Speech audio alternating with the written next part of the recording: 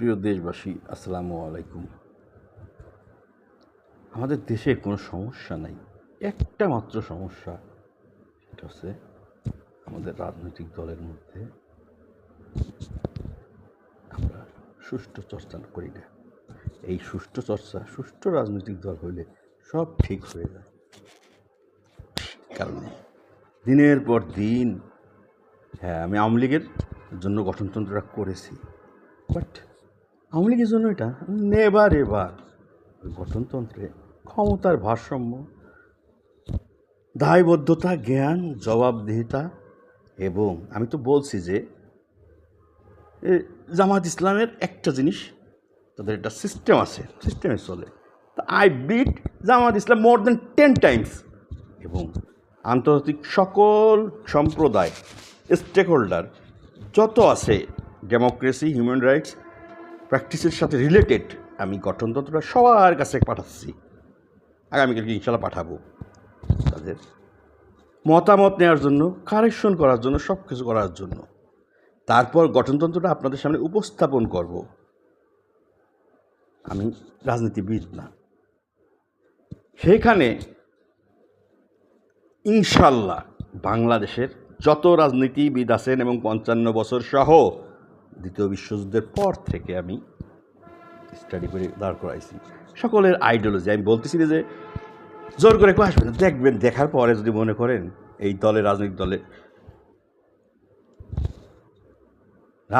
দলে রাজনীতি করা যায়, তাহলে নিশ্চয়ই আপনারা করবেন। কিন্তু আমি রাজনীতিবিদ না, আমি কোনোদিন রাজনীতিবিদ হতে চাই না। আমি মুক্তি চাই, আমি কিসের মুক্তি চাই, কার মুক্তি চাই, কীভাবে মুক্তি চাই? ছাত্র ভাই বোন যাই গেছো, ডিভাইডেশন। আমি কেন তোমাদের 3 জনকে বলছিলাম, পৃথিবীতে তোমরা কি দেখো না, পৃথিবীতে কোন দেশে এরকম ছাত্র রাজনীতি আছে?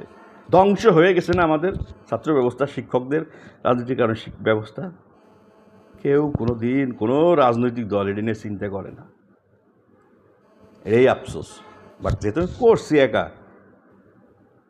আমার এই চলাটা জানি আল্লাহ কবুল করেন, কারণ আমার 1% নেগেটিভ ইচ্ছা নাই, কারোর সাথে আমার ব্যক্তিগত কোনো শত্রু নাই, কিচ্ছু নাই।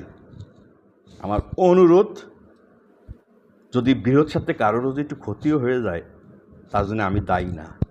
আমাকে ব্যক্তিগতভাবে বিপদ আপদ পেড়া দিয়েন না। উপরে আল্লাহ সব দেখতেছে না, হিল্লা হিসেবে অনেকেই আমরা দেখতেছি। আল্লাহ বলছেন, আজকে তুমি আমার গোপনীয়তা ঢেকে রাখো, কাল রোজ কিয়ামতের দিন তোমার গোপনীয়তা ঢেকে রাখো। দোয়া করেন, মুখ দিয়ে যা বলতেছি তা জানি করতে পারি, সুস্থ থাকতে পারি। আমি পারতেছি না আর, কিন্তু শুধুমাত্র এই দেশের জন্য, আমার ব্যক্তির জন্য না, কিচ্ছু না।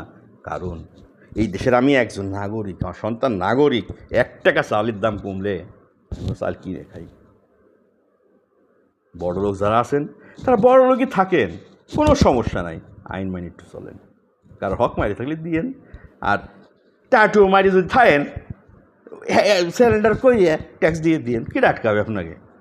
তাও নিজের মাটিতে বুক ফুলে চলেন। সেই চলার সুযোগটা আল্লাহ মনে হয় দিচ্ছে আপনাদের, যারা মুখ খুলে চলতে পারতেছেন না।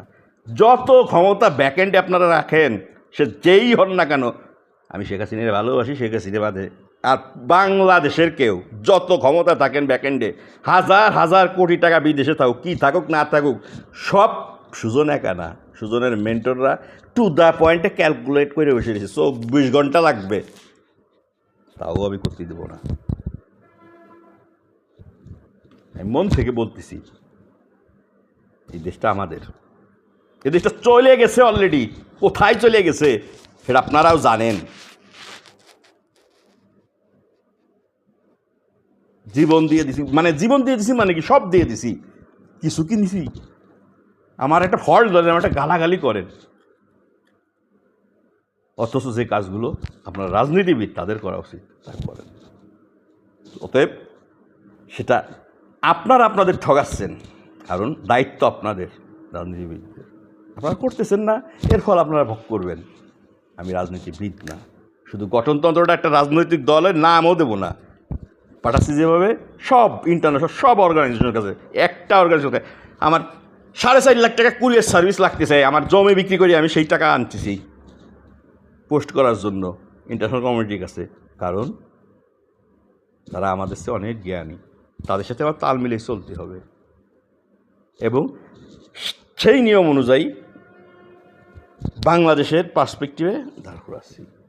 আমি জামাত ইসলামেও চিনি, অমুকও চিনি, তমুকও চিনি, কইছিলাম জামাত ইসলামের একটা টাচ দিই অনেক উপরে চলে যেতে পারবেন, কই দরকার নেই তো জামাত ইসলামের, সেটা বিএনপির সেটা দরকার নাই মনে হয়। রাজনীতি ছাড়া, রাজনীতিবিদ ছাড়া গণতান্ত্রিক দেশ চলবে না। যদি গণতান্ত্রিক দেশ বাংলাদেশ থাকতে হয় তাহলে রাজনৈতিক দল ঠিক করেন। ঠিক কীভাবে করবেন? একটা রাজনৈতিক দল ভ্যালিড নাই, ডকুমেন্টস দেখবেন আমার কাছে, বিএনপি বলেন জামায়াত বলেন, দেখবেন, আমি দেখাই দেবো ওপেন। তারপরে আমরা কেন মাইনে নিছি? দেশটা চলুক, সবাই ভালো থাকি। বিমান অ্যাক্সিডেন্ট, হাম,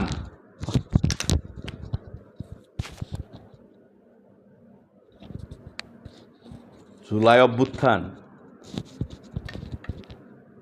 আপনাদের তো যাই নেই। কোন রাজনীতিবিদের ছেলে মেয়ে মারা গেছে টাহা লাগে? গরিব মানুষরা মারা গেছে, বিচার পাইছে, পাবে কোনো দিন? কষ্ট লাগে না আপনাদের?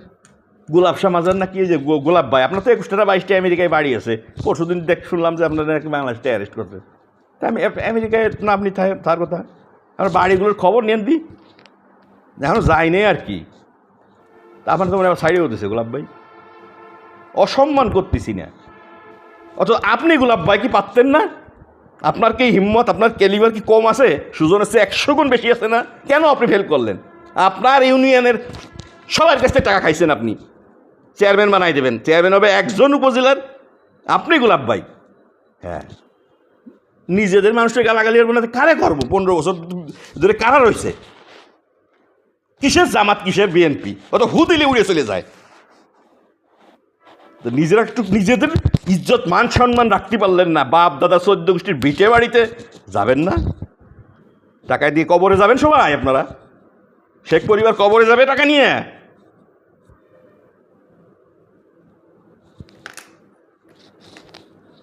ধন্যবাদ।